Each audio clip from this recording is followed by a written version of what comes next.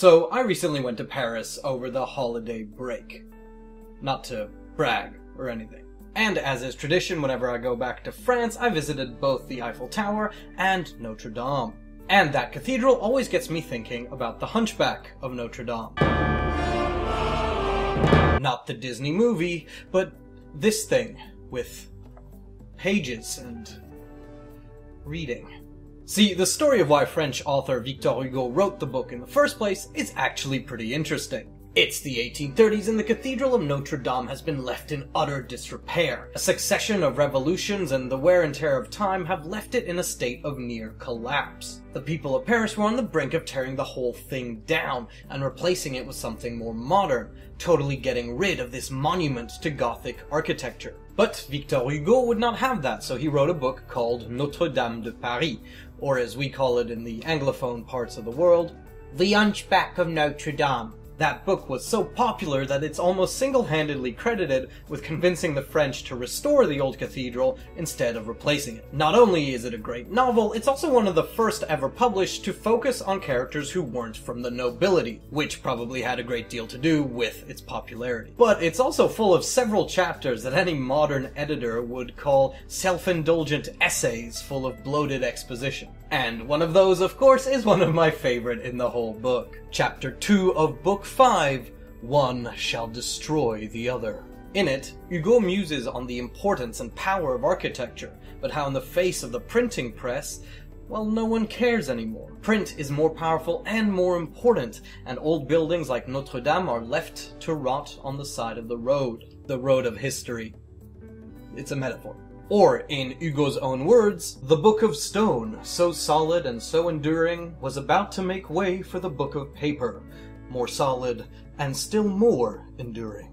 He argues that this is the case because classical architecture and the printed word actually both serve the same purpose for humanity. They allow us to express ourselves, our history, our philosophies, our beliefs, our religions, and even our cheesy romances.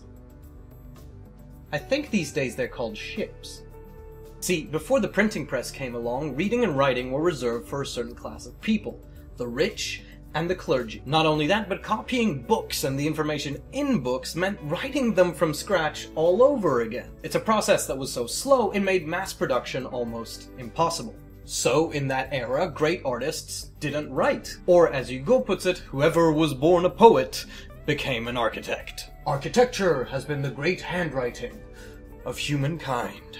When a society wanted to present its ideas in a way that everyone could understand, from the rich to the poor, it wrote those ideas large in stone. They sealed each tradition beneath a monument. And this happened dating as far back to Stonehenge, to the Mayan pyramids, to the Cathedral of Notre Dame de Paris. These aren't just buildings and stone. As time passed and architecture developed as an art, pyramids, cathedrals, and palaces all drew all different types of artists. Painters, sculptors, masons, Leonardo da Vinci's, Michelangelo's. All of those arts combined to tell a story within architecture. And using the landscape around the architecture, they could tell a story there as well. Hugo goes on to say that by creating art as easy to understand as the face of nature, architecture was the first great step to democracy. Using the art within and without Notre Dame, someone could fully understand and grasp Christianity without having to study it or read about it like the nobles. And from that understanding, people could form their own ideas and their own philosophies regardless of their class or where they came from. But architecture is slow. It took over 100 years to build Notre Dame. And so enters the printing press. The invention of printing is the greatest event in history. It is the mother of revolution. The printing press revolutionized how people transmitted ideas. All of a sudden, copying books and pamphlets didn't take weeks or even months, it took barely a matter of hours or days. And with more and more writing readily available, over a couple hundred years, literacy rates spiked. And this meant that ideas could not only be replicated quickly, but that a large portion of the population could understand those ideas. This means that people no longer need architecture to express themselves or their ideas and traditions. Because why be tethered to one place when you can transform a thought into a flock of birds. If architecture inspired democracy, the printing press is how it took flight. And though Hugo mourns the loss of an art, he can't help but praise the printing press for what it's done. It created a masterwork, one massive meta-narrative that all of humanity could add on to. It's a single building that each of us continues to build upon throughout history. The whole human race is upon the scaffolding. Every mind is a mason. The most humble may stop a hole or place a stone.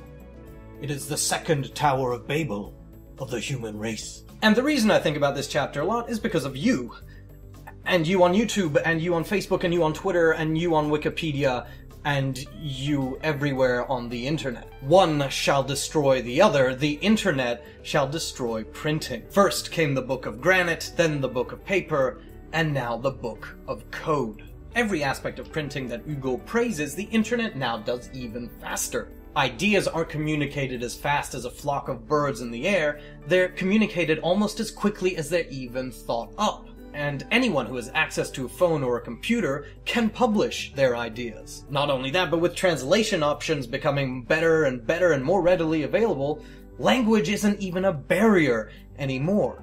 The limits of print are evaporating before our very eyes. If the printing press was the mother of revolution, then the internet is an assembly line of revolutions. It's just waiting to be turned on. But we're still in the early days. Hugo says the printing press took 200 years to even come into its own and have its full impact. Much like those early days of print, we're living in an era where the internet still is trying to define itself. In some countries, ideas out of the norm on the internet are censored or even persecuted. In other countries, the lack of regulations has meant the spread of false information, which has led to the rise of anti-vaxxers and flat earthers. On the other hand, it's inspired revolutionary movements like Me Too, and given voices to communities that have previously been totally silent, incapable of speaking because society wouldn't allow them to. And diving into all of that would take a much longer video, but the point is, the dust is still settling on this newly opened box that is the internet.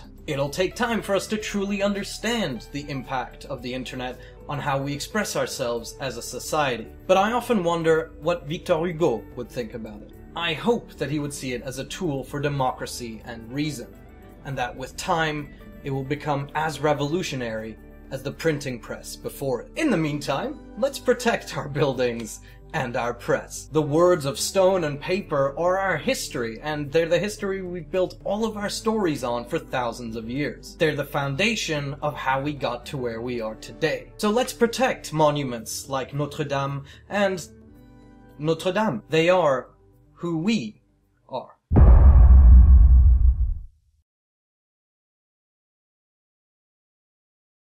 I promise we'll be back to our normal movie and TV show stuff starting next video. Once in a while, I do just like to talk about things that interest me that are outside of that wheelhouse. And I hope that you learned something, or that maybe you're even interested in reading the book now. But if not, if you're just bored and you want more Star Wars videos, then tune in soon.